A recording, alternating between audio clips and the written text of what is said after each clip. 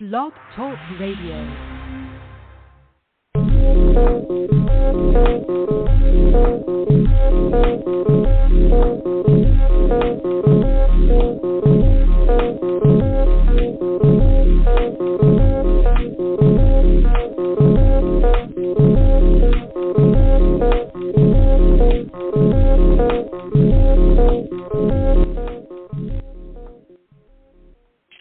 Coming to you from the Blog Talk Radio studio right here in the heart of Hudson County. Folks, you know it's always in the Union City, Weehawken area. This is Working the Marks, and I am New Jersey's premier journalist, Fernando Uribe, and he is New Jersey's premier wrestling analyst, Patrick Vincent Rivera. What's going on, PBR? Yo, why are you giving my government out on the fucking show, man? Come on now. You can't be giving away my government name. You know, you got a bad habit of doing that. Come on. I'm all right, man. You know, it's bad enough I have to deal with a little identity theft already. Now they're like, oh, fuck it. We got this guy's name now. We're good. We got his full government. But I'm hanging in there, profe. It's been a rainy couple of days here in the garbage state, huh? Yes, it has been, folks, and we appreciate you tuning in here from wherever and however you may be doing so. Don't forget to shoot us an email about what you love concerning Working the Marks. Again, workingthemarks@gmail.com. We love to get emails, so do send them once again to the inbox, workingthemarks@gmail.com. Don't forget to follow us on Instagram at working_the_marks. And, of course, also follow us on Twitter at working_marks. You can check out our own great social media as well, folks, obviously on those platforms. And, Pat, again, just want to say right before we start, a shout-out to Tommy Fierro, the organizer for today's 80s WrestleCon in Morristown, New Jersey at the Menon Arena. Really nice building out there in Morris County. Obviously, for everyone that lives out there, anyone who goes to those high schools that can afford hockey teams, it's a pretty nice building. So good stuff meeting 80s superstars today. I got to meet the Reverend, the Doctor of Style, the Reverend Slick, along with my cousin meeting Demolition. Got to meet, obviously, completing my Four Horsemen collection, meeting the great J.J. Dillon and Barry Windham, meeting Cowboy Bob Orton. It was quite a day today in Morristown, even on a rainy Saturday. But I want to give a shout-out to Tommy Fierro and the good job he does there with 80s WrestleCon. Pat, let's get to the news here. What's really big right now in the world of wrestling? Well, unfortunately, we just recently found out about indie superstar and New Japan Pro Wrestling talent Chris Dickinson being accused of domestic abuse by his former partner, indie wrestler Christina Von Eerie. Aside from Christina Von Eerie, we also did find out that another young lady had come forward that was a former partner of Chris Dickinson. So these matters are being investigated, and I don't know if Chris is going to be working anytime soon. He did put out something on his Instagram. He put out a statement saying that he didn't want to wrestle last weekend in light of the accusations because he felt like it would take away from the show and the card and, his colleagues. So, I can totally understand why he wouldn't want to be on. But, at the end of the day, unfortunately, these things do happen, and hopefully it's resolved. And, now it's just kind of up to the legal process to see where it goes. It just seems, man, like this is just yet another story of we see it not just in professional wrestling, but we're seeing it all across pop culture, apparently. He said, she said.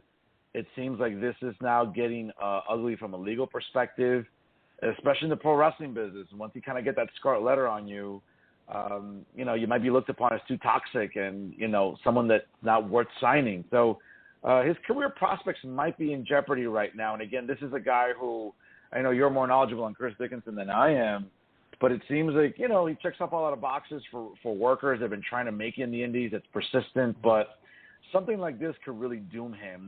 That's at least what I'm reading online. Well, yeah, definitely. I mean, Chris is a guy, he cut his teeth in the Northeast here, guy that was in Jersey All-Pro for quite some time, wrestled in the New York City scene. I remember meeting him when he was very young. I do recall taking a trip with him to Shikara, if I recall correctly, because he was Chris from Staten Island at that point. But that was before, he developed his physique, and we went out there with our buddy Chris Callahan, who's also a Jersey All-Pro wrestler back in the day. But Chris was always cool, and he was a guy that, he's had a lot of adversity in his career, whether it be through injuries, and stuff like that, and getting healthy and staying healthy. I really thought this was a big break for him going to Japan, because he was a guy that would perfectly fit in there, but, we're going to have to see how this plays out, honestly. I mean, the court of public opinion obviously is having their say. That's fine. That's going to happen regardless. Now it's a matter of really going through the court of law, and, we'll see how this all ends up playing out. I'm with you. It could turn into a really, really sad, tragic story for him professionally. But again, let's let the legal process play out. We all know how punitive the court of public opinion can be. We all know, obviously, how much more punitive and harsh the legal system will be. So let's keep an eye on that. Pat, it seems like this week a lot of the AEW fans are getting giddy online. There's been some reporting on different outlets that Forbidden Door coming up in Chicago, the joint AEW New Japan Pro Wrestling show out of the United Center coming up in late June on a Sunday, which is interesting. They usually tend to have some shows on Saturdays, is apparently sold out, but that's not the case. I mean, obviously, we can't trust people like Dave Meltzer and Brian Alvarez, but it seems like other journalists are reporting that the United Center, even though that, let's be honest, Chicago, the United Center, that whole area is pretty much AEW's Madison Square Garden. That's their holy ground. That's their mecca.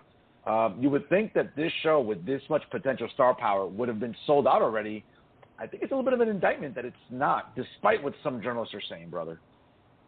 I mean, Billy Body was reporting, and Billy Body, for those of you out there who don't know who he is probably the most reliable guy out there. I mean, 99.9% of the stuff this guy says ends up happening. It's very rare that he gets stuff wrong. And he was reporting that they kind of basically made it seem like they sold out just so that fans are like more intrigued to buy tickets. I get, and again, it's a promotional tactic. I get it. I get what they're trying to do. But there's stuff like all their ringside seats. They're going to sell that with ticket packages, of course, which is what, WWE does. So, I get what they're doing. I mean, and look, like, yeah, it's great. You're selling out an arena for a show. I mean, they should be. They have the talent to do that. They, and coupled with New Japan, they have the talent to do that there. I mean, they could draw 20,000 plus at the United Center, literally on the strength of CM Punk's name alone. So, yeah, I mean, I get it, but I'm also not surprised. And, as far as Meltzer and Alvarez go, like, you can't really take it too seriously because they're a part of it. They're in on it. Like, they're in that club. You compare Dave Meltzer from 25 years ago to Dave Meltzer now, it's night and day. So, the objectivity was there back then. Now it's just something else, which is really a shame because, say what you will about him now, but the guy was a historian and was definitely an integral part of getting a lot of guys booked in the heyday of wrestling, in the 90s. So, but yeah, not surprised, more fake news from over there. Yeah, again, I'm not surprised either. And for a show that really needs to be successful, obviously more for New Japan's sake, we know that it's been reported that they're struggling financially. Let's see what that card looks like. Obviously, it'll shape up more after Double or Nothing later this month over Memorial Day weekend. Not to get ahead of ourselves, as I'm sure we'll cover Double or Nothing coming up, but it would seem that if you really want to maximize, Forbidden Door in Chicago, it would. For me, if you're asking me to book, I would have Hangman and CM Punk wrestle to a time limit draw in Las Vegas, and then have Punk win the title in Chicago. You want that fairy tale ending, the fairy tale story for CM Punk to win the title where he came back. I mean, that's me, but again, Tony Khan may not see it that way. But we'll have a lot of time to talk about Forbidden Door in the next few weeks. But this show's got to do well, not just for AEW, but it's got to do well for New Japan, bro, because they, as we talked about off the air, they need to be profitable. They need to get some income and revenue streams. Yeah. Mm-hmm. Yeah, no. They I mean, look, this is part of the reason why they're doing this deal. Initially, they tried to do it with WWE. They couldn't really come to some type of an agreement. And, Danielson was the big bargaining chip there. Because WWE didn't want to do a partnership with New Japan, Danielson basically went where he could wrestle New Japan. So, I'm not saying that Danielson doesn't want to be in AEW, but I don't think AEW is like the destination. I think it's just, it's a bridge. It's a tunnel to get to where he wants to get. And where he wants to get to is New Japan, which is really where he belongs. I mean, I've said it before. I'll say it again. I've been saying it for years. New Japan Pro Wrestling is the best professional wrestling company in the world. WWE, what they do, it's sports entertainment. They're great at what they do. They're great at the personality side of it. But, the pro wrestling is still very good. But New Japan is it's something different. It's something different. And it's very special. So, yeah, I mean, that's a given. I'm with you on the CM Punk Hangman booking. I have not been a fan of Punk's run thus far in AEW. The MJF thing is probably the highlight, and even that took that too long to get to. So, I mean, but in terms of, like, utilizing him as a promoter, you got to have him go over in Chicago. You got to have that. Plus, we also don't know how long Punk's going to be wrestling. Maybe this guy might retire in a year from now. This might be his last run. We don't really know what's going on. But if I was a booker, if I was a promoter, and that's he's one of the guys in my company, I mean, I'm going to have him win the title in Chicago. I'm just going to have him do that. So I'm with you. I'm with you. And we'll have plenty of time to dissect the card as it's shaping up in the next few weeks. But speaking of cards, obviously, tomorrow night on Peacock with the 57 ads I'm sure that we'll see during the live event because we'll see commercials. Tomorrow is Backlash, or as WrestleMania Backlash. WrestleMania Backlash, yes. And kind of not a big card per se. I think that's a good thing. I don't think you want to engage in overkill or overload, but a pretty good card tomorrow. We have Bobby Lashley facing Omos in a rematch from WrestleMania. I don't know. It just seems like, you would think Omos might go over this time to kind of square the feud at 1-1, but I don't know. Maybe this will be the opening match. I don't see it lasting very long. Yeah, I mean, one would assume Omos is going over. I don't know if this feud's going to be over yet. I mean, they kind of need to give Bobby something to do if you want to set him up for Lesnar at SummerSlam. So, but you also don't want to kill Omos at all.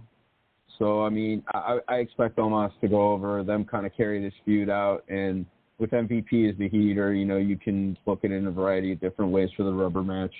But, yeah, I expect it to be a pretty short match, too. Absolutely. Another match, I'll be honest with you, that I'm just tired of. I hope that this feud ends also. We got Happy Corbin facing Madcap Moss. I get it. Madcap checks off a lot of boxers for events. Well, I'm not a hater. It's a feud that, okay, great. It's serving its purpose, but let's not drag this out like AJ and Nakamura a few years back. It was like 7 months of this. Okay, they're both great workers. You can tell that Madcap Moss is really over with the crowd. I don't like the gimmick. It's not for me, but I can see why it resonates with people. He seems to be on a hot streak. Let's hope Madcap Moss goes over, ends this feud already, because Happy Corbin is really uneventful for me. I expect Madcap to go over on this one, and I expect Corbin to take some time off because I think his wife is pregnant, which was reported not that long ago. So, yeah, I'm expecting Madcap to go over. I honestly, I like the Madcap gimmick, the whole bad joke telling, and just, I mean, these are two guys that, the marks aren't exactly in love with them, but they go out there and they do their job very well. And they knock it out of the park. And Madcap, even with the stupid suspenders, looks more legitimate than like 75% of the guys in AEW. So, that's fair. No, absolutely. Can say whatever they want, but the guy can go, he can talk, he can work, he gets it, and he knows what to do. So I'm actually excited for this, and I'd like to see Madcap get a push in the future for sure. Yeah, it seems like listen, he won the Honor the Giant Memorial Invitational Battle Royal at WrestleMania. It seems like a lot of those guys that win those battles tend to get a push for a little bit, then it kind of fizzles out for different reasons. Again, I don't want to sort of get into that, but let's hope that Madcap like you pointed out though with Madcap, is that gimmick's getting over. That gimmick's getting over. Like, the bad joke thing really works. Like, the crowd reacts to it. Like, so, I mean, I was there to, not that long ago when they came to Brooklyn, and he got a positive reaction, and I was actually surprised. Yeah. I was really genuinely surprised. So, like I said, I could see this guy getting a push pretty soon. No, absolutely. I think you're right on the money with that one. We got Edge versus AJ Styles, a rematch once again from WrestleMania. Damian Priest will be banned from ringside due to AJ winning this past Monday on Raw. Again, they had a classic. It was the longest match of the weekend during WrestleMania. I expect another great storytelling. I expect another sort of psychological thriller, as they say, with Edge and AJ Styles. I hope AJ goes over to kind of even that feud at 1-1, but who knows? Edge has been doing. I would argue this Edge heel run is probably his best heel work ever, and he's had some great runs as a heel throughout his career in WWE. But I'll tell you, this dark Edge. I mean, it's even darker than his original days with the Brood.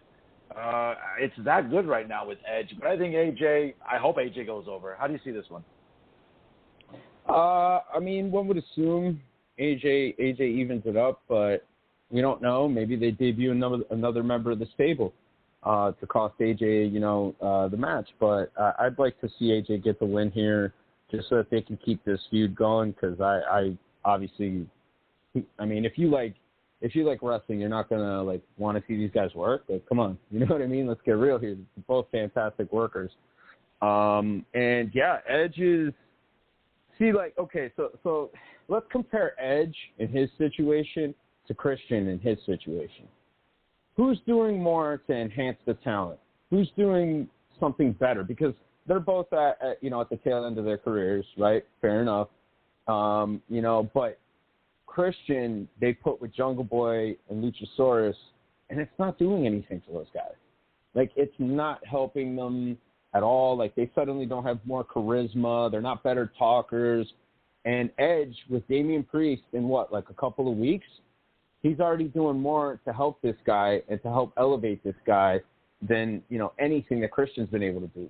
And not only that, but, you're putting Edge in a position where he doesn't have to kill himself. He doesn't have to wrestle. And when he does wrestle, it means a lot more. So, I mean, a lot of that has to do with, But Pat, though, I hate to cut you off, but the thing about Damian Priest, and it's weird because last year he went into a lot of momentum in Tampa at WrestleMania. He was teaming with Bad Bunny against John Morrison and the Miz. Now, I don't recall exactly what happened after that, but he kind of was off TV for a little bit. I'm not sure if it was injury related or maybe there was nothing to do with him creatively. But I really thought that last year after teaming with Bad Bunny, I said, okay, this is a guy that Vince is going to obviously trust him.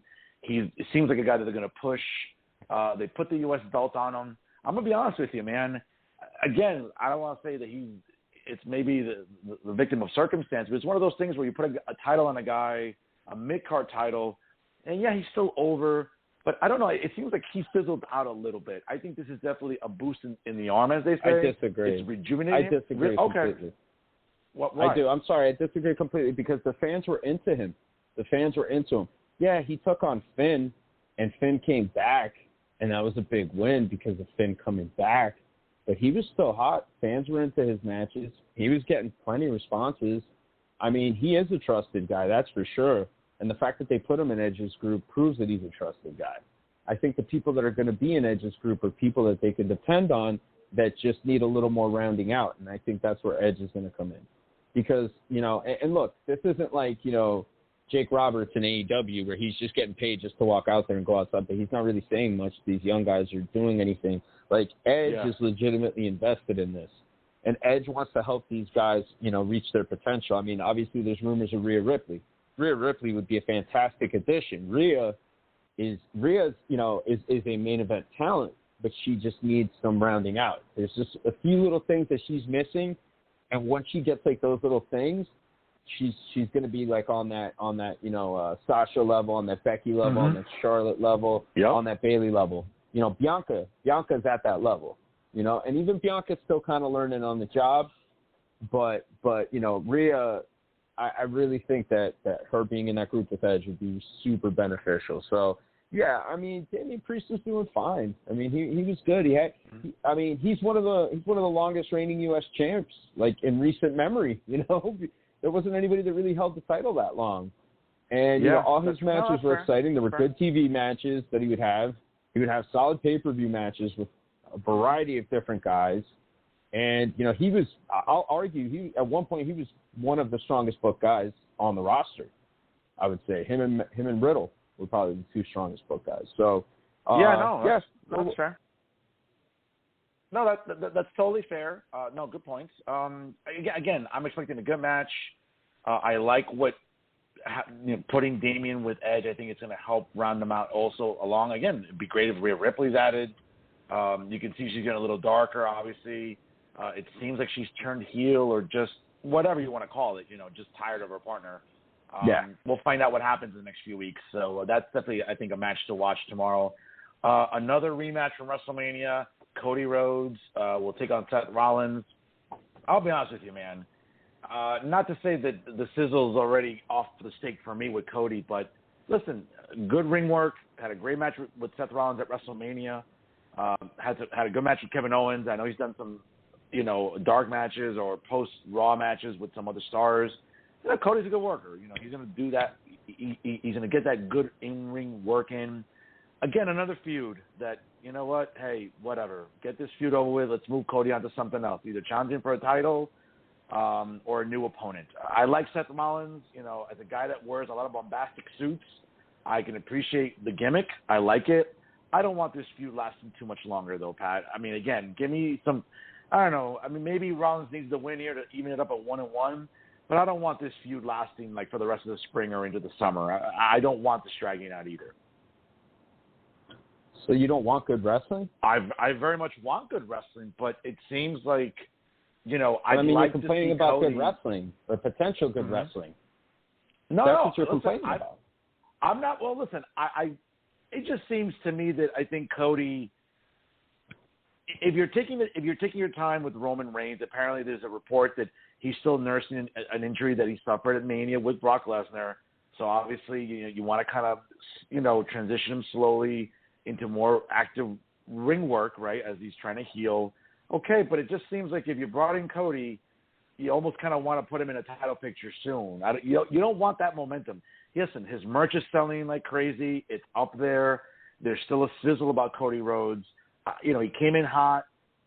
Put him in the title picture soon. I don't want him kind of like not, you know, treading water. He's not treading water. I just don't want Cody being in this feud too long. If Roman's up and healthy, I kind of like him and Roman going at it soon. At least, you know, at least close to SummerSlam or maybe Money in the Bank. I don't know. I don't want Cody in this feud too long. I don't know. I just, some people are just very hard to please. I don't mind two good workers working with each other. I want to see it go and see how this develops. I'm intrigued with what they're doing with Cody. Cody is a very interesting character. He's like, I think you'd appreciate it. He's kind of like, you know, a used car salesman, like a full of shit politician, you know? Like he's got kind of that vibe. And I don't know, it's weird. Like he's being a super baby face, but he definitely comes off like heelish in a way sometimes. Sure. I think they're gonna have great matches. I'm not complaining about any of it. If they wrestle, they wrestle. I mean, I get what you're talking about, throwing them in the title picture. SummerSlam, Money in the Bank, you know, those are two big shows. You could do a lot between now and then. So I'm not too worried about when they get to it. And to your point about Roman, I initially thought it was kayfabe, but he did get hurt. So did Lesnar, and that's why they ended up doing the 6-man for the WrestleMania Backlash, because Roman's still kind of nursing the injury, and it's an easier way to kind of hide him in the match and still have him on the card, and maybe do something with him and Drew that maybe either leads to Money in the Bank or possibly SummerSlam. But yeah, I don't know, man. I really want to see Cody go over here. I want to see the strong momentum going with Cody. I don't think it hurts Rollins. Exactly. You know, but exactly. But it all depends what the plan is here. Because if they're trying to get to Seth, maybe they're trying to do Seth at SummerSlam. Who knows? You know, maybe they're trying to revisit it. Because, look, that Royal Rumble match was a banger, dude. That was a hell of a match. You know? No, it definitely was. And just for the sake of scheduling purposes, obviously after tomorrow night, the next pay-per-view is Hell in a Cell in Chicago on Sunday, June 5th. Premium live event. Well, you know, I mean, I might be out tomorrow. I don't know. I might be out tomorrow watching. I don't know. Like we did for WrestleMania. Who knows? That makes no sense, though. I thought you were a fiscal conservative. Why? Wouldn't you just stay home and save money and watch the premium live event? Hey, leave that for Monday. That's for Real Talk, folks, at 6 p.m. on YouTube there on Jersey First, by the way. So, God, now you're plugging it on the show. Jeez. And then we got Money in the Bank Saturday, July 2nd in Las Vegas. Then we got SummerSlam. You know, again, a couple events, you know, kind of sandwiched in between tomorrow night and SummerSlam. So maybe a lot of these feuds, who knows? Maybe AJ, maybe, you know, Edge and Rollins and Cody. Hey, who knows? Maybe Hell in a Cell is the rubber match, right? And who knows? Maybe not inside Hell in a Cell, but, I mean, not a fan of the pay-per-view in June. I kind of like it later in the year. But, again, that's just me being a mark and nitpicking. But it should be pretty good. Not sure what the main event will be tomorrow, per se, but you would assume it's going to be the Bloodline, Roman Reigns and the Usos against Drew McIntyre and RK Bro. Again, Roman obviously not going to maybe work too much. I think he might be limited if as he's trying to heal. It seems like maybe Drew McIntyre might be in the title picture soon. They were teasing us with Nakamura a few weeks ago, but that seems to be at least a little quiet right now. We'll find out. I think this will be. Listen, it's 6 very good workers. I kind of expect the Bloodline to keep the momentum and win somehow tomorrow, by hook or crook, as they say. I'm going to go the opposite, and I'm going to say the faces are going to go over here because this is a way that you can have Roman lose, and it doesn't hurt him, and it kind of legitimizes Drew for being back in the title picture again. So I could see that happening, and I could see them do that. Plus, again, it also depends, too, on how long they want to keep riding the RK Bro wave because, you know, obviously the merch is coming in. I don't know if everybody saw the RK Bro 420 shirt on April 20th, the one-day release. But I'm assuming a lot of those were sold, along with a lot of the RK Bro merchandise, which, let me tell you something. You know how you know something has arrived in Hudson County? When you see it on Bergen Line, okay? That's right. On Bergen Line. Right. That's right. And I saw a guy with a backwards hat, and I thought it was a Diamondbacks hat. And as I got closer, I noticed that he was wearing an RK Bro hat. And I was like, wow. RK Bro's over. RK Bro's huge. I got to admit, they're very over. Listen, I like the shirt. I'm not a big fan of the logo. It kind of gives me flashbacks to the 2001 World Series where Arizona got very lucky against our Yankees. So, yeah, not a fan of that logo per se with the snake. Yeah, it looks too close to the Diamondbacks logo. But again, it's selling, no question. Obviously, I'm not sure if this will be the main event, but Pat, if there was ever a match that I would say I hope this feud just ends tomorrow, and I say this because maybe she's doing well merch-wise, but a few friends of mine went last night to Long Island, and again, dude, like, I love Charlotte. I get it. They brought back Ronda. She's a great crossover figure in pop culture. Obviously has a following, but dude, this feud does nothing for me. Ronda's promos are still blah. Her in-ring work is still blah. I'm sorry. I get it. You want to get her over Charlotte, you know, but I'm sorry. This is a feud that does nothing for me. And I had some friends last night in Uniondale, and we're like, listen, she got a pop, but it wasn't like, okay, it was nothing to scream about. And that's my thing about Ronda Rousey. I mean, it's not her fault. Maybe it's the way Vince is pushing her. Maybe it's just creatively. I don't know. I'm just so over this already. If she's going to win the title, put it on her. If not, I don't know. Have Charlotte go on against somebody else, man. This feud does nothing for me whatsoever. I hope it ends tomorrow. I mean, obviously, like, Ronda is a huge, huge star. And somebody that I have a lot of respect for as a judoka, an MMA fighter, as a pioneer in UFC. You know, she's a badass. She's straight up a badass, and she would probably whoop both our asses at the same time, easily. And the only reason I say probably is maybe she has a sore ankle. I don't know, but or the sniffles. But you know, I'm glad that she's involved with wrestling. I think that she has a lot of upside. I just don't know if it's catching on like it could right now. But you know, I mean, the promo thing is tough because it's interesting because you think about her UFC run, right? She was able to talk a pretty mean line of shit back then. She had the promo thing kind of down, and I don't know if it's that, you know, that wasn't really the focus, so she was able to do that and kind of not focus so much on the talking, just be more natural because all the focus is on the fighting, as opposed to like wrestling where a lot of the focus is on talking, particularly WWE. But what's Charlotte's last name? What's her last name? Well, it's, you know, she's the daughter of the immortal what's Charlotte's last name? Yeah, Flair. That's right. Her last name is Flair. Okay.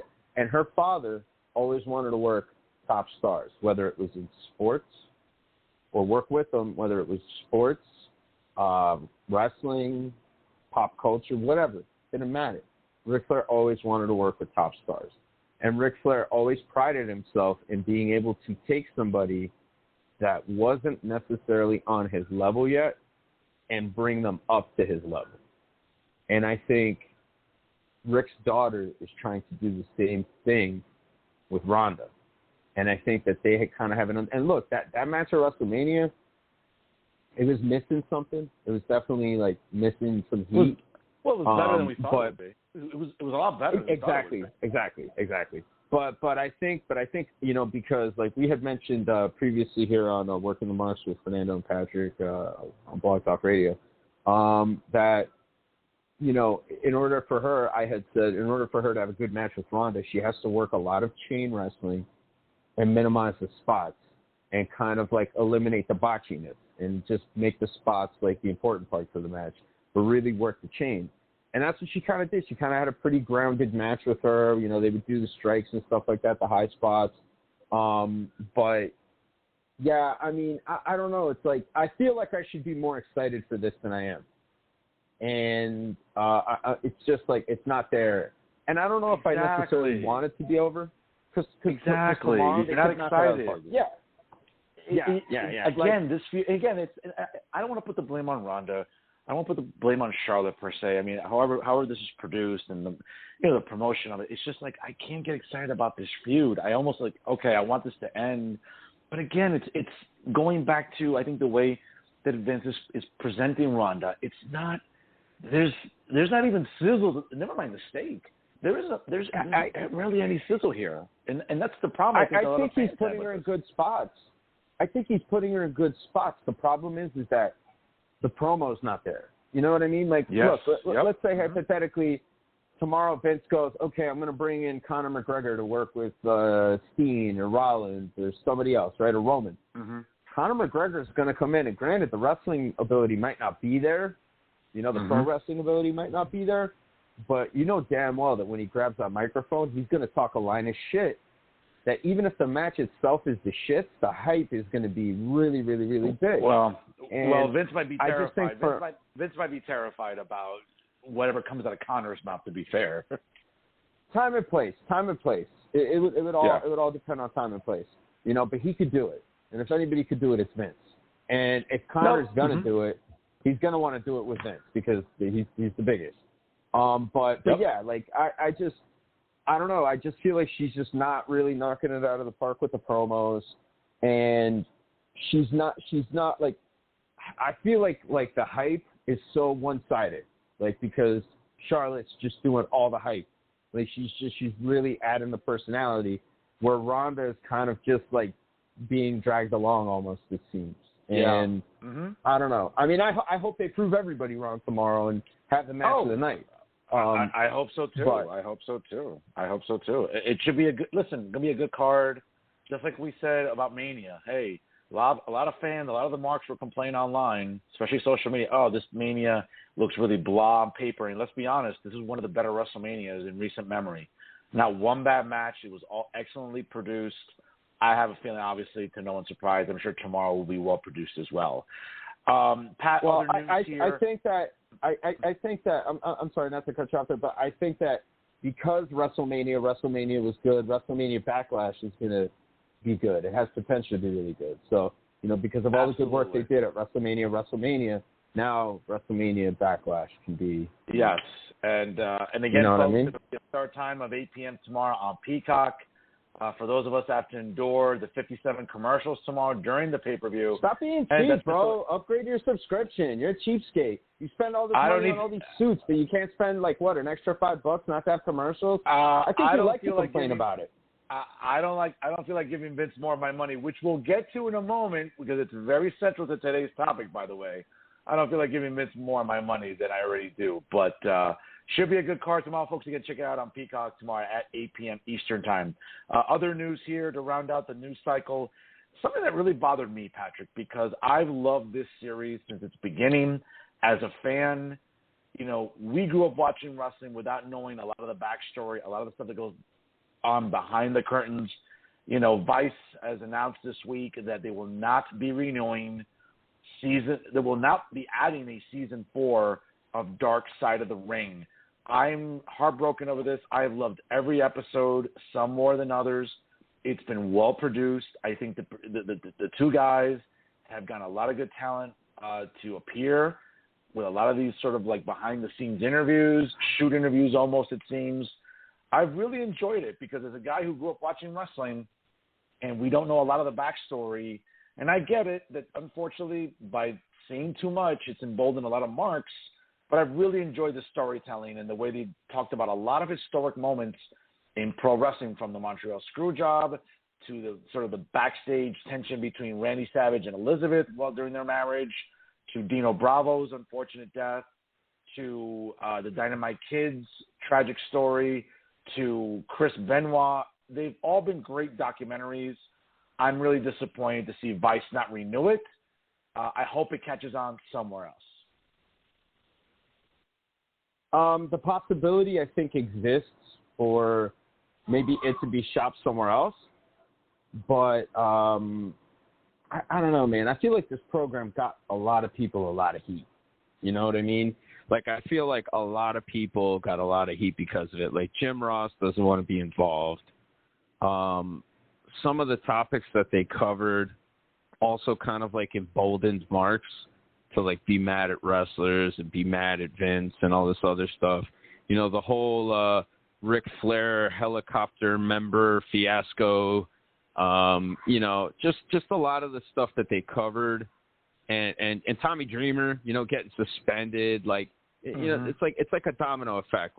It almost got to a point where it's okay, this episode's going to reveal this about this person, and then all of wrestling Twitter is just going to go ham on this one particular person or this one particular thing for a couple of weeks, or maybe they'll get this guy canceled for. I mean, to some extent, Ric Flair's been canceled because of it. You know what I mean? I don't expect to see Rick turn up on WWE programming. I don't expect to see Rick turn up on AEW programming or Impact or anywhere else really. AAA, they'll do it. That's fine. They got to draw house down there, and I don't think they really give a shit, to be quite honest. But yeah, I mean, it's a program that's gotten a lot of heat in the wrestling business, and I think Vice doesn't want to deal with it. I think these guys maybe might not want to deal with it. They might try and shop it somewhere else. I mean, if I had to pick a network or a streaming service that I think would be good for them, I'd probably say HBO Max, something like that, where they could kind of get a little grittier. And that's saying a lot, because that program did get pretty gritty. But, for people like us, who grew up, remembering the 80s and 90s, living through that time, kind of seeing, wrestling at its height, and then, obviously all the changes that led to now, when we learned about this stuff, we learned about it through a book, we learned about it through a magazine, or like some legend, would like tell us at like some autograph signing or something like that. And then, a lot of these things will kind of just, develop a life of its own, and then, kind of just grow and become much, much bigger. But, I definitely think that the big reason why it's going to be gone is because of a lot of the heat that it's caused and a lot of the shit that it's stirred. And I think that people not wanting to be involved with it, particularly a guy like JR, who's just like such a historian, that says a lot. Listen, I'm with you, and I understand that for people in the business that have longevity, they don't like a lot of the dark things coming out. There are certain wrestlers that don't like the perception of the way the industry is portrayed, and for fans that enjoy the nostalgia and enjoy knowing the back stories of a lot of issues and sort of historic feuds or characters, that's great. It's very illuminating and informative. But for people who hate pro wrestling, unfortunately, this only emboldens them more to hate it even further by saying, oh, you see, look how toxic this is. And we saw that, right? We saw that, for example, with the Plane Ride from Hell episode where, again, it was revealed about, a flight attendant having an issue with Ric Flair. And, again, WWE chose to cut ties with Ric Flair. They almost basically not eliminated him completely or erased him, because obviously he's still mentioned on TV. He's still mentioned in the Evil series that streams on Peacock. And I'm sure next week, folks, next Saturday at the American Dream Mall, he'll be there with Bill Goldberg and other, sports legends. I mean, I'm sure there'll be a line around the door in East Rutherford tomorrow next Saturday for Ric Flair. So whether it was that documentary or others, I get it. It gives people ammunition to hate pro wrestling because of the toxicity that some would say has engulfed the business for some time. So I think you're right. I think something like HBO Max or Netflix might pick it up. I don't know. But it remains to be seen. But obviously Vice will no longer carry that series, and I think that's disappointing for a lot of fans. Pat, let's move on to this day in wrestling history. May the 7th. It's my birthday month for for people who are Taurus. It's a great month for us, us principled, noble members of the Zodiac universe. What's important about May 7th in this day in wrestling history? Today is the birthday of the late, great Owen Hart. Owen Hart, for people who watched wrestling in the 90s, and particularly for guys who, aspired to be wrestlers in the 90s and, into the early 2000s, Owen Hart was a really, really, really inspirational guy. In my opinion, he's the best Hart brother in terms of overall talent. Just everything that he could do. He could talk, he could work, he could sell, he could work any style, he could work anybody, he could make it interesting. You could plug him into any type of role on the card. He's going to make it work. He's going to get it over. He was just immensely talented, and, unfortunately, he passed way before he should have, but he's a guy that'll live forever. And, some of my favorite Owen memories are, just like his matches with Shawn, his match with Shawn leading up to WrestleMania 12, his feud with his brother Brett, the amazing match at WrestleMania 10, his King of the Ring run, and then even the stuff that he did in the 90s, his tag team work with Jeff Jarrett, with Deborah.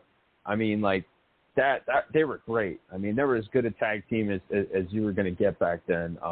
And just the character work, man. I mean, that like he was just so hilarious. The way he got the most out of that whole Nugget thing, his gear, everything that he did. He's certainly a guy that really had a big influence on the business and a lot of the talent. And he's someone that's sorely missed by all wrestling fans. I had the privilege to see him, and we all hold a special place in our heart for Owen Hart. So what are some of your favorite Owen Hart memories, Fernando?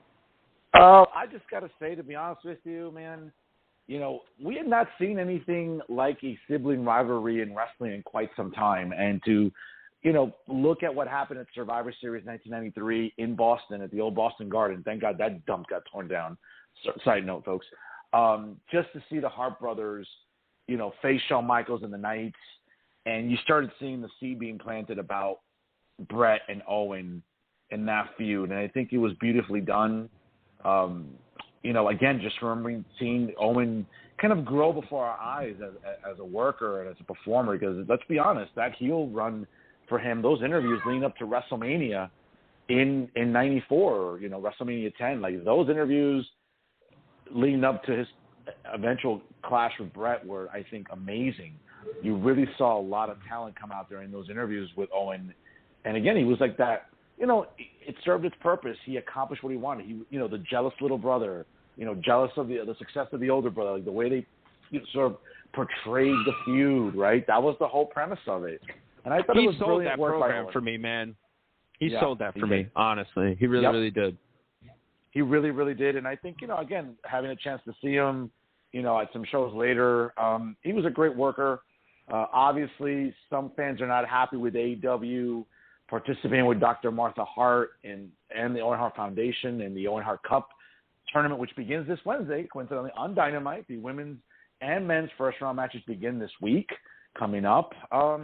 Hey, whatever that cup is going to mean, the significance of it, hey, you know what? If it helps to keep Owen's memory alive, that's great. We all know it cannot happen in WWE due to Dr. Hart's ongoing, disdain for Vince McMahon. Let's be honest. It's not like Martha is wrong, and she's going to forever believe that what Vince did was wrong. And again, that's a very subjective conversation. But hey, if this helps keep Owen's memory alive, I'm all for it. It's unfortunate this didn't happen with Vince McMahon, the WWE, but I'd like to see where this tournament goes coming up. Just a sidebar on that one. So one of the big reasons why Brett's not involved has nothing to do with Vince offering him all the money. Like that's something else.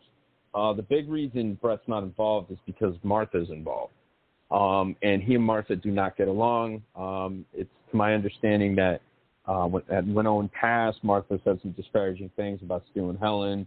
And when Brett kind of tried to kind of bury the hatchet, so to speak, things got a little bit more complicated. And, Brett's always been a big believer of, Owen being inducted into the WWE Hall of Fame, even though the tragedy of the accident happened. And look, I can't imagine what, Martha and her kids went through.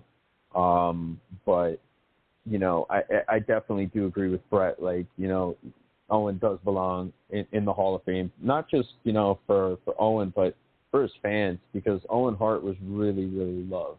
I mean, really, really loved.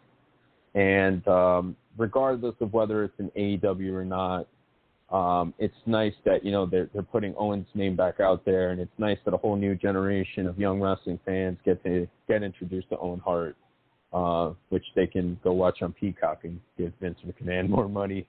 But yeah, that's my understanding, that there's really bad blood there between Brett and Martha, and that's why they're kind of not working together, and Brett's not in AEW. Yeah, I mean, and just for clarification purposes, maybe you can help clear this up for me. I think it was reported that Brett signed a merchandising deal with WWE and Vince McMahon. I don't think it prohibits him from appearing in other promotions per se, but that's what I read. Pat, I don't know if you read the same thing, but it's not stopping Brett from showing up, I think, next month at an indie show to be in the corner of FTR. I don't think it stops him from making independent appearances. Now, whether or not that means he'll be in AEW and show up in the corner of FTR, which I would love, because let's be honest, anyone who's a Bret Hart mark like myself would love to see him with FTR. But I don't foresee that happening for the reasons you just alluded to concerning the Owen Hart Foundation and Martha Hart. Yeah, absolutely. So from what I know about Brett's deal, it's a Legends deal, which basically he makes a couple of appearances when needed. But yeah, it's mainly the merchandising thing. He could still take his indie bookings. He could still do his autograph sessions and all that stuff. He could do those big gimmick events and all that stuff. I think they might be taking some of his pro wrestling tee stuff off. I don't know when it goes into effect exactly, but I think he's going to milk that, and they're eventually going to end up closing that shop, because obviously he's going to be selling the stuff. And I gotta say, lately, especially with the Scott Hall stuff that they put out recently, WWE's merchandise is really stepping it up. Like, they're starting to make a lot cooler stuff. Like, and I can only imagine, like, that they're going to start making a lot cooler Brett stuff. Not only that, I could see them bringing back that Brett T-shirt, the pink and white one, you know, from back in the day, or the black and pink one where it was just Brett's face and it said Bret the Hitman Hart, you know, like the Razor Ramon, Uzi Machismo shirt with the big face on it, that 90s one. I could totally see them bringing that back because that retro style's in. So, yeah, I mean, absolutely. Possibilities are endless for sure, but yeah, he can't appear on AEW, and that's why they're doing the FTR thing, and he's going to do it on the Indies. So, you know, that'll be cool for the fans that like that, and yeah, man, that's basically the situation with that. But yeah, rest in peace, Owen Hart. We miss you. Yeah. Oh, we miss you, Owen. Definitely a fellow Taurus, and again, some people would say the better of the Hart brothers, but I would disagree. But I know maybe we'll cover that in a future show. But Pat, you know, you brought up a point here just a couple seconds ago, which leads us to our big topic this week about giving more money to Vince McMahon. And it seems like, you know, fans get really upset for some time, especially when we see the headlines about releases and, quote, budget cuts. And this really, really upsets fans. And obviously we saw the latest round of budget cuts, right, according to John Laurinaitis, the executive vice president, I think, of talent relations, or whatever his title is this week. We saw some NXT releases, Dexter Lumis, Harland, the former bodyguard for Joe Gacy, Malcolm Bivens, who apparently had said he was not going to resign, so it was easy to release him, Dakota Kai. You know, over the news cycle, we see that, hey, you know, well, it's because of budget cuts. John Laurinaitis puts out a press release that this is the reason for it.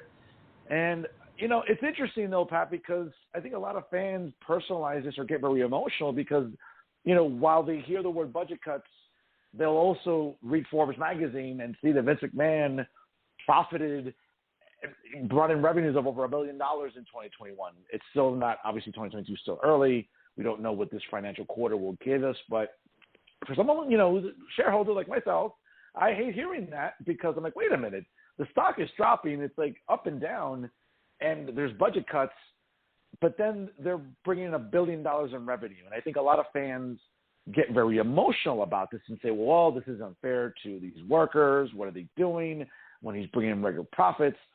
I think fans need to sort of differentiate two things here. Again, I am a history professor, folks, so I don't want to sound sanctimonious here and sound like I'm teaching economics 101. But it would seem I think fans have to kind of take the emotion out of it and look at it objectively, where the spreadsheet on Nick Khan's desk, on his desktop computer, on one side of the aisle is probably a roster budget of what it is for talent. And then you have another spreadsheet probably on the other computer screen on his desktop that is probably about production costs.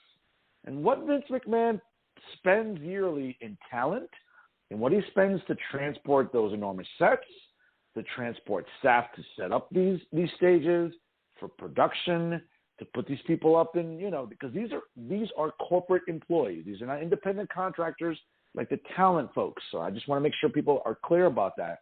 When you're transporting tons of staff, when it comes to production, you're paying for their room, you're paying for their airfare. These are corporate employees. These are probably employees that have a 401k within WWE, that probably have some other, you know, corporate benefits that these workers do not. So we don't know what Vince McMahon is spending every year, but when you're transporting all the rings, these stages across the country, across the world, halfway to Saudi Arabia, maybe into Latin America, into Europe now that COVID seems to be over and travel seems to be more abundant. I get why fans get emotional about releases and budget cuts because Vince is making so much money. But maybe, again, we're not privy to that information. And to people that look at these workers like, oh, why is Vince cutting these people when he's making record money? You know, again, you know, not to sort of politicize this, but it seems like wrestling fans are on the side of workers and making sure that people don't get shafted for guys that don't have union benefits, that don't have medical care, that maybe don't have a 401k because they're not corporate employees.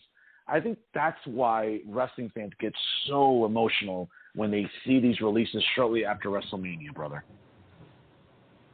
Well, maybe they should go do something about it, you know? Maybe they should go sell some lemonade, You know, maybe they should go get together and, you know, write a letter to somebody or something. I don't know. I mean, this is a pretty tired subject, and it's been going on for years. Obviously, Twitter doesn't help. I really laugh when people kind of like complain, like, "Oh, I can't believe Vince released these guys," and you know, all this other stuff. It's like he's a billionaire. It's his business, okay? If you know, if the Cowboys released a player that wasn't really doing anything or was just there, I don't think you'd really cry too much about it. You'd be like, "Oh, well, this is more money to do something else." And it's kind of the same thing with this. I mean, the WWE, I think, put out a press release recently. Nick Khan had said that they want to start doing more stadium shows. How are you going to pay for all of that production cost? How are you going to pay for all of the staff? Because now you're doing a bigger venue. So staff, it's going to be a lot more. You're going to have to pay for that somehow, right? I mean, they maximized, I think, everything they could with Dexter Lumis and with that character. He did a great job. You know, he had some pretty memorable stuff with Indy Hartwell. You know, Malcolm Bivens is his name? Yes. Okay, Malcolm Bivens. I thought he did a good job. I mean, the guy said he wasn't going to re-sign anyway, so hey, you know, it is what it is. Dakota Kai, they maximized as much as they could out of Dakota Kai, but she's a lady that's going to have options. I mean, she could go to AEW. She can help their floundering women's division. She could go and do a lot of different things. You know, she also has that indie street cred. You know, she could go make money doing autograph signings. Whatever she wants to do, she can go do it now. A lot of the people that got released, I mean, like, who that got released really outside of like Matt Cardona would you say has been doing good or has been doing interesting things or has been, you know, getting himself out there more, making more? I mean, Matt Cardona's pretty much worked everywhere since he's gotten released. And he's got a really cool shtick going now. He's got an interesting gimmick. You know, he's doing GCW. He's doing the hardcore thing, so he's playing to that. He's doing Impact. He's making figures. He's the NWA champion. You know, he's the only one, I think, that has really done some great stuff since he's left. Everybody else is either buried somewhere in the mid-card or if they're – I don't even know if you could say there is a mid-card in AEW. But, you know, like – you know, it's like all these other guys are buried somewhere else, like in the sand, not really doing anything, not literally being buried, all right, Marks, so don't shit your pants out there. But, like, they're not being prominently featured. You know, they're not really doing anything. And, you know, a lot of these guys, they kind of had their moment in the sun with Vince, and your time's up. It is what it is. I don't remember anybody crying about Doink getting released or something back in the day. I don't remember anybody crying about any of that shit because nobody cared. Because it was just like, oh, well, it didn't work out for this guy. And then guess what happened? Yeah, they're popped up in ECW or WCW or somewhere else or Smoky Mountain. You know, I mean, that's just the nature of the business. And I don't understand why people personalize it. I really don't. I think it's, you know, obviously you have the marks that are in media. And, you know, the journalists, the quote-unquote journalists, you know about that. You know, like, those guys, like, they're the ones who kind of fan the flames and, oh, well, let's shit on Vince. Let's hate Vince more. Vince is doing what Vince does. Even if these people weren't being used, people are still going to complain that they're being buried. So, you know, it is what it is. Pat, you're right about that. But let me just hypothesize on this because I would argue that I'm not trying to think for every wrestling fan, but I would argue that maybe the reason some people personalize it is they look at these men and women, again, they're independent contractors, and when someone turns around and says, well, Fernando, you can't feel bad for so-and-so, let's say if they're making $450,000 a year under Vince, and if they get cut, oh well. Again, I don't want to make this overly political because I'm the fiscal conservative for people that watch my political shows, but, you know, there's a big difference for people. Again, I'm just sort of going with not devil's advocate argument, but another perspective here. But, you know, when you're making $450,000 as an independent contractor, where you're paying for your own flights, where you are paying for your own health care, when you're paying for your own room and lodging and food on the road, and you're gone, let's say, I don't know, 200 days a year. I'm being conservative with that number. You know, making $450,000 doesn't seem as lucrative as someone working in another industry that's making that money where you're not traveling as much. So I think that's where, again, if I had to hypothesize, I would argue that's probably where fans look at this and say, well, what have we learned about wrestlers back in the day? You know, case in point today, I went to 80s WrestleCon in Morristown. Once again, Tommy Fierro, shout out to you, great show. You know, you look at some of these wrestlers who, again, maybe they didn't save their money correctly. Maybe they didn't budget correctly. You know, now they're struggling. Who knows?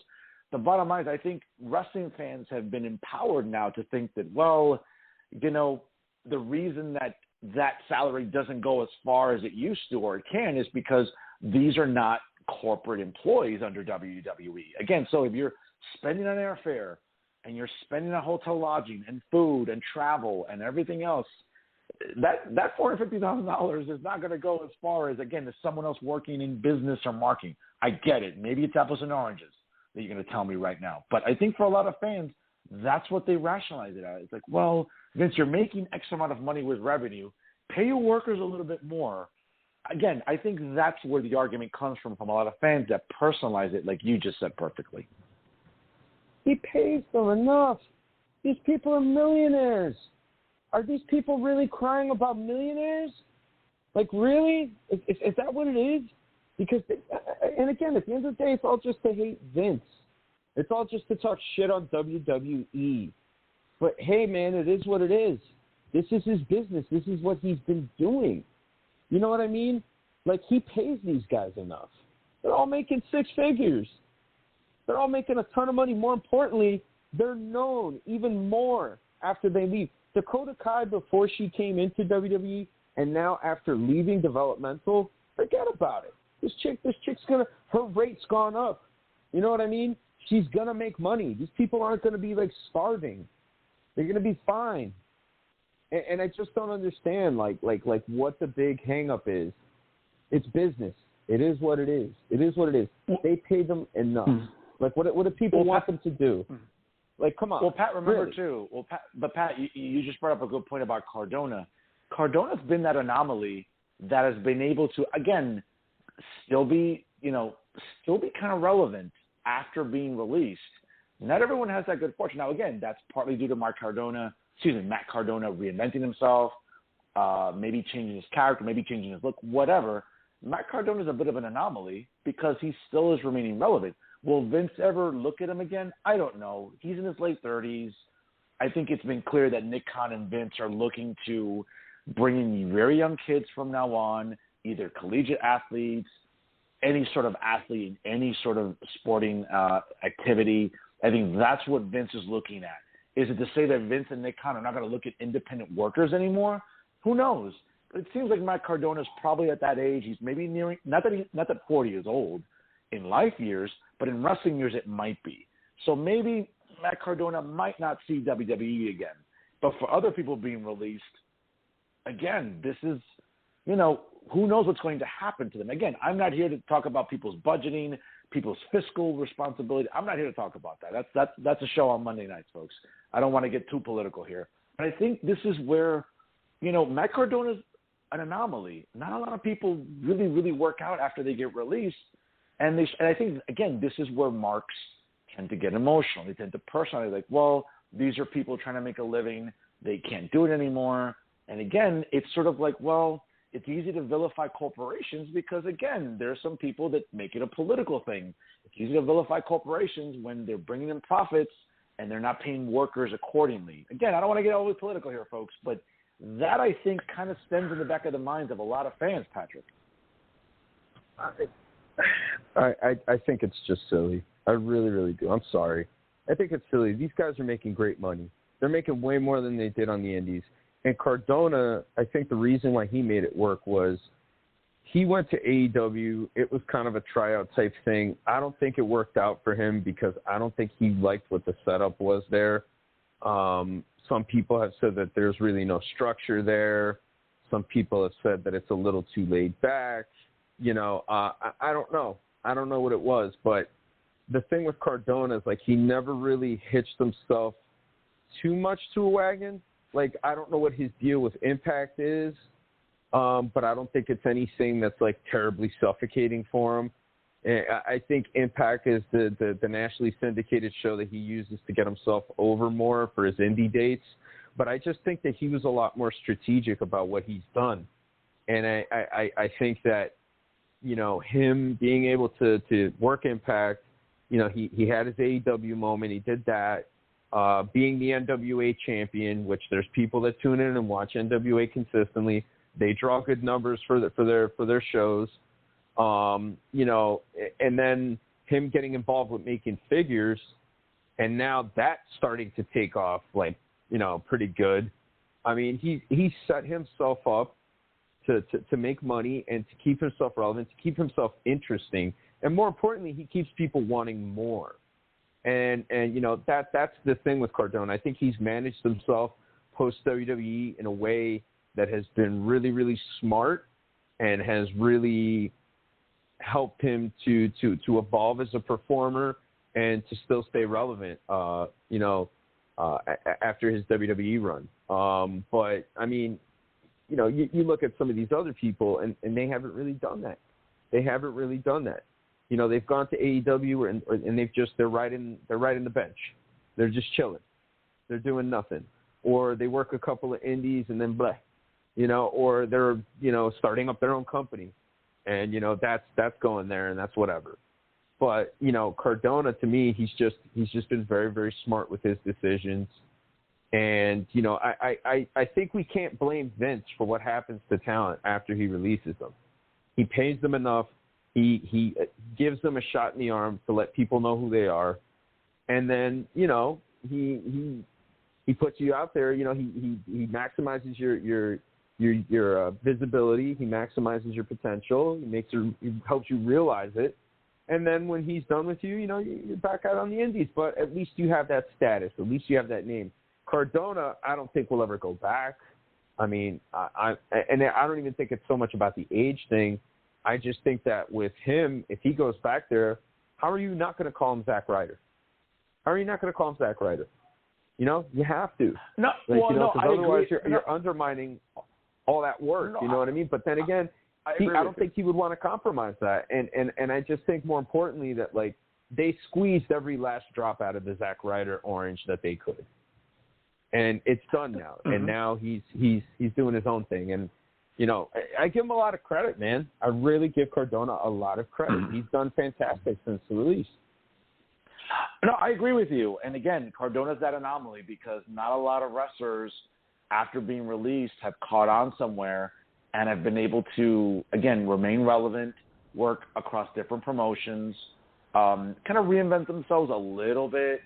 I mean, I'm a big Impact fan, so I watch Impact, again, as they celebrate 20 years this year on the air.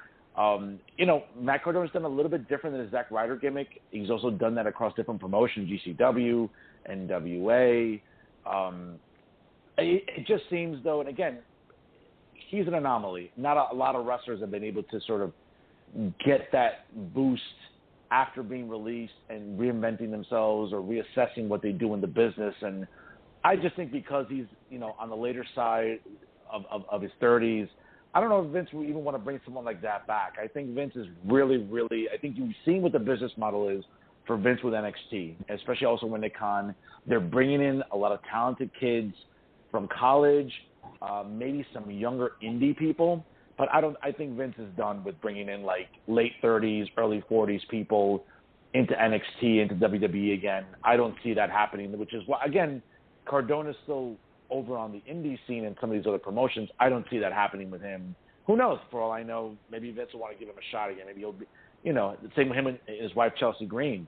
But again, in terms of the wrestlers being released, and I think fans get very emotional because whether it's the desire to vilify Vince, which is easy, Marks love doing that, or B, they're taking a humanistic perspective to this, Patrick. Like, at the end of the day, you know, again, I'm the last one to ever, ever stand up, for corporations or whatever, because I'm someone that, is very much, kind of fiscal conservative. But I think this is an area where fans get very fickle about, well, hey, because we see it not just in every day, right? We see it with Walmart, with Amazon, with Target, with Sam's Club, like these big corporations that people are like, well, they're bringing in record profits. Pay your workers a little bit better. Why are you marginalizing these people working? And I think that kind of trickles into that's not the case though with WWE WWE though. That's not the case though. Nobody at Walmart's making six figures. Like I mean, like they're making six figures. Like job guys are making six figures. You know, these guys are doing okay for themselves. They're doing more than okay for themselves. So like I just don't get it. Like, you know, Walmart's one thing. WWE is a whole other thing. This is the entertainment business. The entertainment business. It's literally like you could equate it almost to killing a character off on a TV show. You know what I mean? Like, they killed off this character. You know, they killed off Bobby Bacala. You know what I mean? Fucking Dexter Lumis is Bobby Bacala, okay? They liked him. It was cool, but he had to die. His time was up, even though Bobby died at the end of the show, you know, more or less. But, like, you get what I'm saying? Like, you know, it happens. Like, these guys get signed on. They're there. You can't compare the jobs. You just can't do it. Like, look, Walmart makes sense. Amazon makes sense. I'm with you on that. Wrestling is totally different. These guys are starting out making six figures, and they're living in Florida. Pat, and for a long period of time, they can save money, you know? No, Pat, you're right. Again, I'm just arguing the point that I think fans look at what these workers, again, if you're listen, I'd like to make $500,000 to being catering if I'm not being used per se. But to a lot of fans, they look at that and say, well, yeah, you're making $500,000, but if you're not being used on TV and you have to travel city to city, again, that's a cost that's exerted on you. I'm not an accountant. I don't know for tax purposes what they can do to maximize their dividends or you know, whatever they can do with their tax returns. But the bottom line is a lot of fans look at it as like, hey, yeah, you're making $500,000, but if you're exerting a third of your income into travel and lodging, that's not $500,000 anymore. So I think that's where fans get a little fickle and say, yeah, if you're making $500,000 living in Hoboken, working for a hedge fund, that's great. If your commute's short, you might work a lot of hours, but that $500,000 goes a lot longer in a longer way for you than workers that are traveling 300 days a year. Maybe 200, maybe 200, 250. And a third of your income is predicated on you having to put out your money to travel, to sleep, to eat. And I think a lot of fans are like, hey, you're bringing record profits. They're still getting paid. They're still getting paid. They are literally going to work. They're driving to and from work. They're paying for their lunch. They're staying at a hotel. I mean, like that's what it is. Plus, a lot of these guys too, what were they doing the last couple of years? I mean, there was that whole year, the pandemic year, that they were in Florida for that entire year. None of these people were saving money. None of these people were putting money away for anything. I mean, come on. That's fair. You know, that's fair. It's just it's a little ridiculous. It's a little ridiculous because they're doing really good.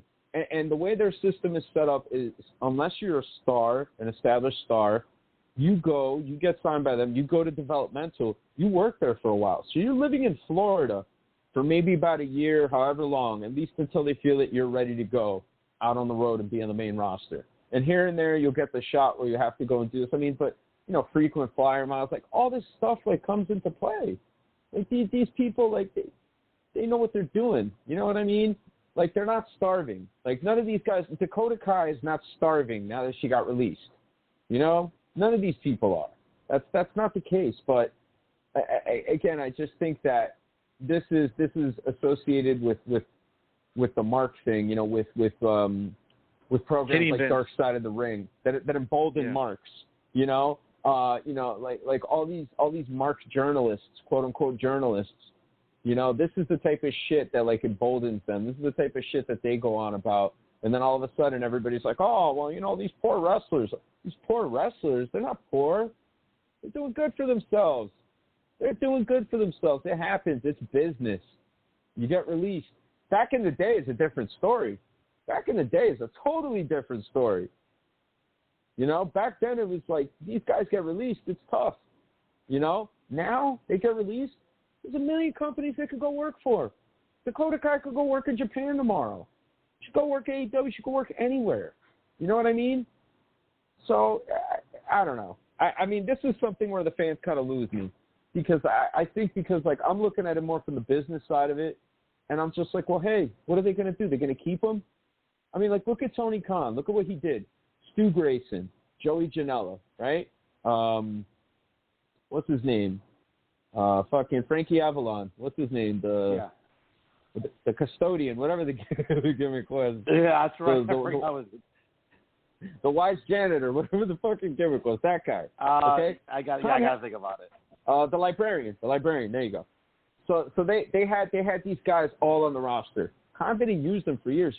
Joey Janela came out recently and did an interview where he said that he basically got ghosted by them. So they basically ceased all communications with him until his contract expired. And then he was like, nah, I'm leaving. I'm going. I'm doing my thing. And I think they might have offered him an opportunity to resign. I'm not sure, but it was bad business practice, I guess he felt. And I could see that. I could understand that. You're working for a company. They don't even send you a message. They don't check up on you. You don't, and then you reach out to them and they don't respond. I mean, come on. So what did they do? They kept him there. And yeah, he could work his indie dates and he was still making money off his contract, but like they're not doing anything with him and he got released. That's okay though? Is that okay for Marks? But Vince releasing Dakota Kai and Dexter Lumis isn't? I don't understand. How does that work? Can you explain that to me? You're the professor. Well, I don't teach economics, but yeah. No, I feel you, Pat. Listen, you're making a great point. Again, I think it's also the fact that a lot of wrestling fans are losing objectivity because the example you just brought up about Joey Janela is a very valid one, where if Vince did that to somebody, again, the optic, by some fans, he'd get crucified for it. And he continues to get crucified, again, because WWE continues to be very profitable. I wish that was reflective in the stock because the stock, doesn't really even break $70 a share, for God's sake, so I'm kind of annoyed. But that's a different argument for me because that's my mental investment is different in this argument.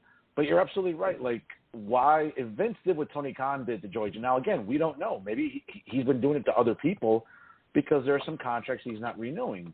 And we'll find out in the next year or two about Tony Khan when some guys' deals are up, what he's doing with business practices. I think that, listen, Khan is getting the benefit of the doubt from a lot of the wrestling journalists that hate Vince, that are so quick to prop up Tony Khan on this pedestal of moral righteousness and good business practices. I think we're going to find out in the near future what's going to happen. Listen, Cody right now, again, he was just on the Broken Skull sessions. I haven't seen it yet. And Cody is too classy to air out dirty laundry on a show like that with Steve Austin.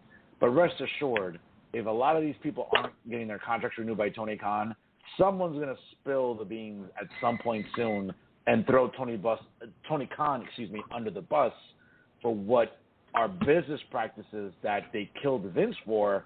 Well, they should kill Tony Khan for them too. Absolutely. I think it's incredibly hypocritical. And a lot of these journalists, these quote-unquote journalists, they all want to be in the cool kids club. And the cool kids club now is AEW. So, they want to be in. A lot of them don't like them. And look, in a way, it's good that they do that because that keeps the business alive. Like them talking about the competition, because Vince doesn't need anybody to prop him up. Vince could literally create a fucking award tomorrow to make himself like the greatest human being in the world. I mean, he could, and he would. You know what I mean? But he doesn't need these magazines. He doesn't need these journalists. He doesn't need any of them. What he needs, he could do himself. AEW need the journalists. AEW need these people. So obviously, because they're all kind of working together and it helps the business and it helps, PWI, it helps keep them alive. They're obviously going to run with it, But I mean, it's just that there's a lot of hokey practices there, man. I mean, like even Kenny Omega, like the Kenny Omega Disco Inferno thing, Disco, playing a clip of something, a spot in Stardom, a tongue-in-cheek kind of comment, ended up getting him a lot of heat. Kenny rips him to shreds, talks all this stuff about him, about how he's enhancement talent of yesteryear and stuff like that. Meanwhile, hate to break the news to you folks, but more people have seen Disco Inferno on TV than has seen Kenny Omega. And, you know, I mean, Disco's a pundit. You know, he's doing the same shit we're doing. You know, for Kenny Omega to go after him for reviewing his show, it's a little lowbrow. Like, Vince would never do that. There's no shortage of people that talk shit about Vince.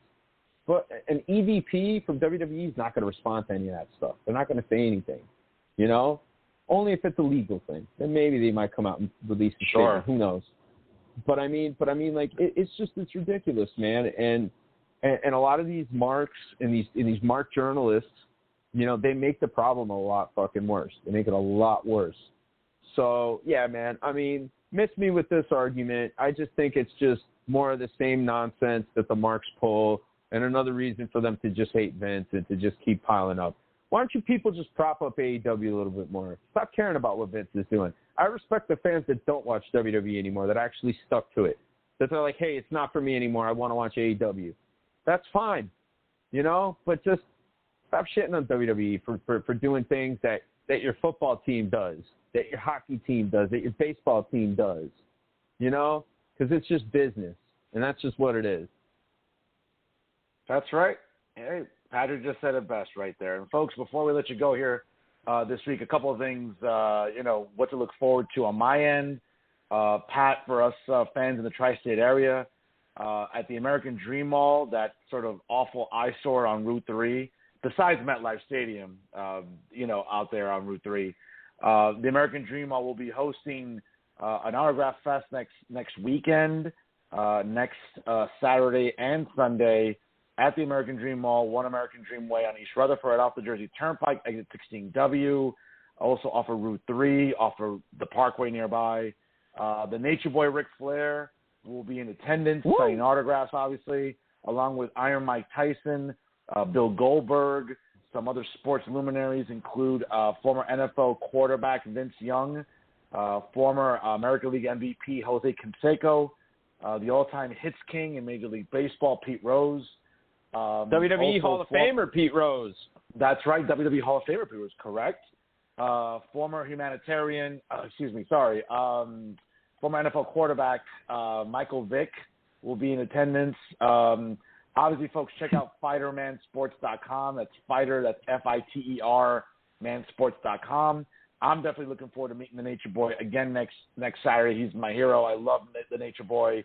I'm sure it'll be quite an interesting crowd, to say the least, to meet some of these very dubious characters in the world of sports and pro wrestling next week at the American Dream Mall in East Rutherford, Saturday 14th and Sunday the 15th. Pat, what are you looking forward to coming up? Yeah, I haven't been there yet. I haven't been to the American Dream. I hear it's just a common mall. That's all I hear about it, but I don't know. You know. Folks, we'll leave it right there. Wait, hold on. I got to plug my shit. Hold on. Child actors. We're playing at Crave 43 next week. We're going to be playing with Palagra, with Suelo Loco. Unfortunately, Kibo Iti had to bow out of that one. You know, wishing them all the best. And, come on out. Come check us out at Crave 43. I'm gonna be reading some poems. I'm gonna be signing some autographs. I'm going to be, also handing out free Plan B pills for anybody who's interested as well. And, you can catch me. You can catch me at the dispensary. And, just keep on keeping on. Life's a garden. Dig it. Folks, come out next week for a show. I'll be there, so you can check out your favorite podcast hosts next week in Union City. So definitely come check out, support the child actors there.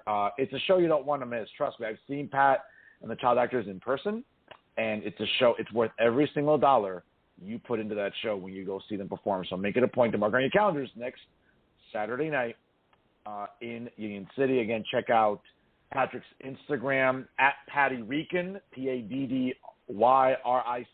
Of course, check out my own Instagram at The Amazing Professor. But more importantly, check out this show's Instagram at working_the_marks. Also, hit us up also on Twitter at working_marks. And, of course, check out the Facebook page and certainly Working the Marks. And, of course, check out all our episodes at www.blogtalkradio.com/ Working the Marks.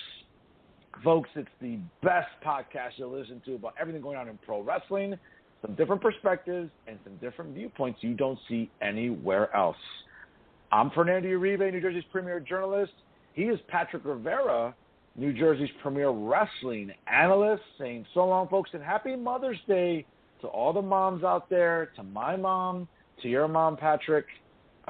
Did an exceptional job raising an upstanding young man, in my opinion, the great Patrick Vincent Rivera. That's mighty well of you, bro. Your mom's pretty cool too, bro. Oh, I appreciate that. So, folks, enjoy your weekend. Again, share this week's episode on all of your social media. We appreciate that. And we'll come to you next week. Again, as Working the Marks is not going to be a weekly production.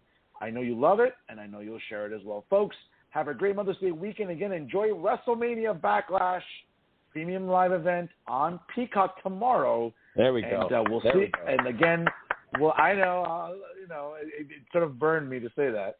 But, folks, enjoy it. Enjoy your weekend. Stay healthy, folks. God bless y'all. And we'll see you next week here on Working the Marks with Fernando and Patrick right here on Blog Talk Radio.